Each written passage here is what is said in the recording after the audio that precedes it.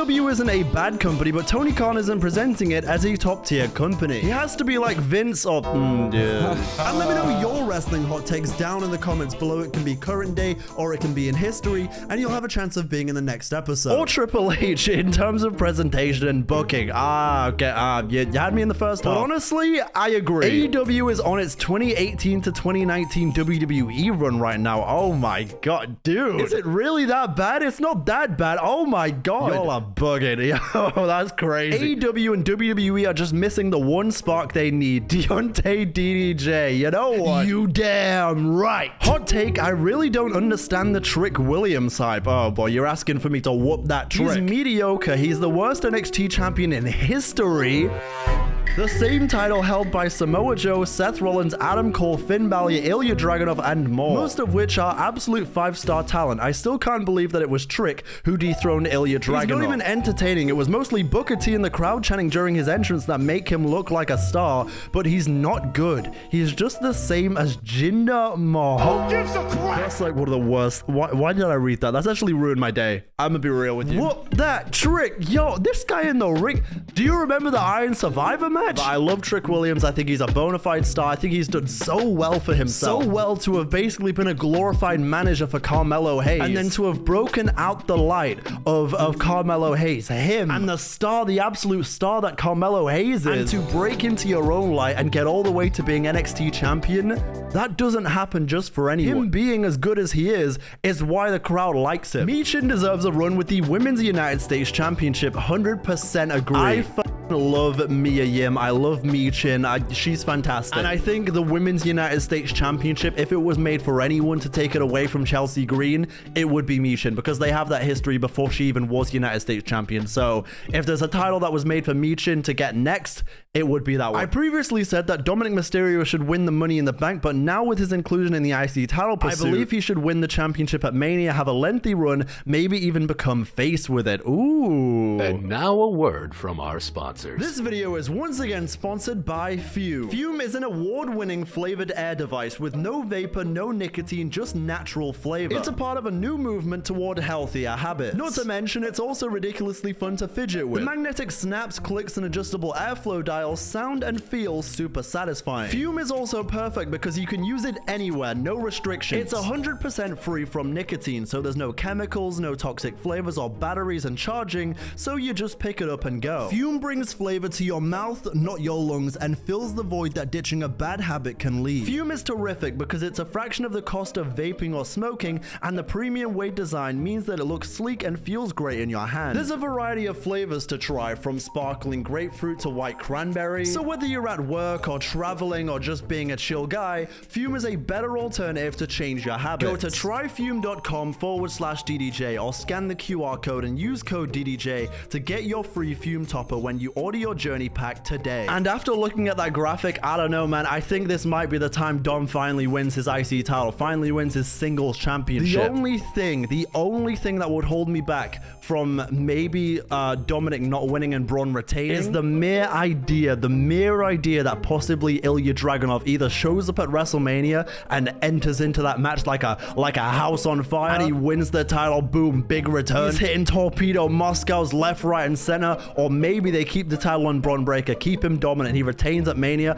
then the Raw after Mania, Ilya Dragunov comes back, and he wins the title Raw after Mania. I don't know, I feel like Ilya has to work into this somewhere, but if he isn't ready yet, then yeah, I think Dominic Mysterio has to be the one. The New Generation era is not that bad. Yes, there was a lot of goofy, outlandish stuff, and the roster was a bit dry at times, but in my opinion, the good far outweighs the bad. P.S. Love the channel. Thank you. But unfortunately, I'm gonna have to disagree with you. I feel like there was a lot of garbage in the New Generation era. Sorry. People say Jey Uso is 3 moves and a catchphrase when John Cena was told the same thing. A bit crazy to compare him to John Cena. You're kind of setting him up for failure, but I genuinely don't think he deserves as much hate as he's getting, but it was always gonna happen when, you know, everyone expected Cena to win the Rumble, and then Jey Uso wins it, and then he's facing Gunther, and everyone loves Gunther. He's always gonna be put in a difficult position like this. Sure, the catchphrase is a big part of who he is. Sure, he says yeet a lot, but like, it's over. It works, okay? The crowd loves him, so whatever people on the internet are saying doesn't really matter. It doesn't really mean anything to Jey Uso. It doesn't really mean anything to the WWE. As long as that crowd is still making noise, still yeeting, he's still getting incredible reactions,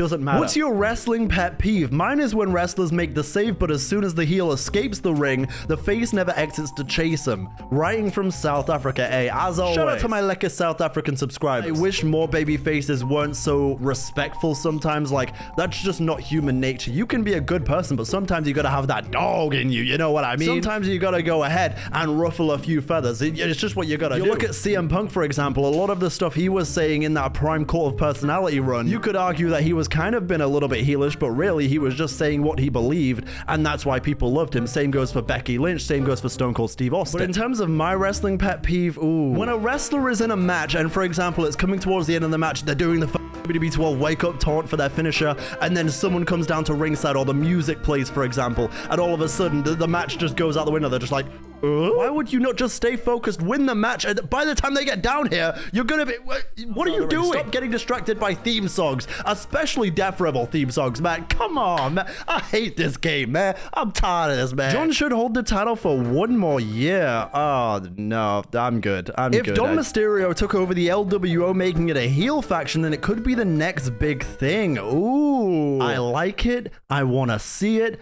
I need it. Dominic Mysterio will be the biggest babyface come 2026. Honestly, I can see it. Go ahead and come back from just such a mid-star. Like no one really thought he was going to turn around like this. Obviously, there was always like the 1% chance because he's Rey Mysterio's son and Rey Mysterio is fucking goated. No one really expected him to turn it around like this with the Judgment Day.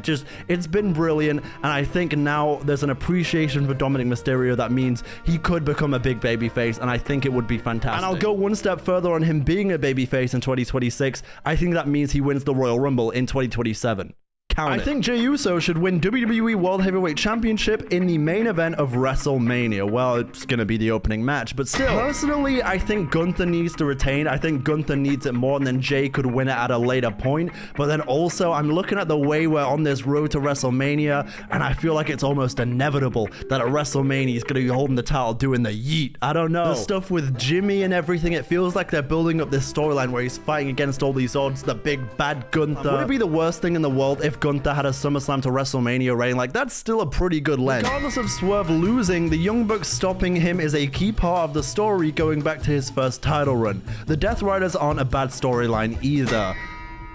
I really want to like the Death Riders, like I really do, but I'm also at the point where I'm like, let's just put a bullet in it, you know, and let's just move on. Penta's first 2 months were underwhelming when he would just fight Ludwig and Pete Dunne every week. I ain't gonna lie to you, I don't think it's been underwhelming. I think it's great. He's one of the best wrestlers on Raw. Every time he shows up, it's been fantastic. I've really enjoyed his interaction with various WWE roster members. I love that Rey Fenix is now over there on SmackDown doing his thing as well. So yeah, I would not say underwhelming. Bayley and Charlotte can't compete with the talent of the women's division today. If both of them started their career this year, they would be lower mid-card at best. What? I've slandered Charlotte Flair a little bit in my time. I think she's a bit of a one-trick pony when it comes to her character. She's kind of been milking the exact same thing for her entire career, to be honest. And in comparison to the other three horsewomen, I think they've all three of them have shown range in their characters and played multiple different versions. Whether it be like the last kicker Becky Lynch, or the Man, or Big Time Bex. Whether it be heel Bayley, or when she was the hugger. Or whether it was Mercedes Moné and, you know, the CEO, or Sasha Banks as a heel, or Sasha Banks as a babyface. They've all shown range,